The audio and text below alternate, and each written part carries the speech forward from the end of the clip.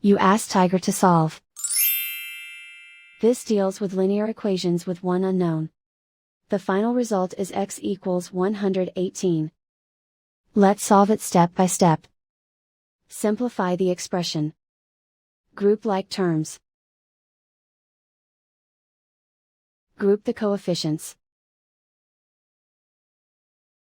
Convert the integer into a fraction.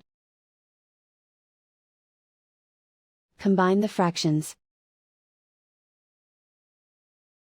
Combine the numerators. Group all constants on the right side of the equation. Subtract 3 from both sides. Simplify the arithmetic.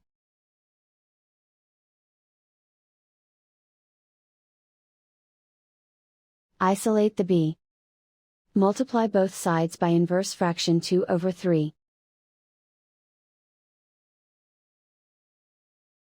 Group like terms. Multiply the coefficients. Simplify the fraction. Multiply the fractions. Simplify the arithmetic. And so the final result is x equals 118.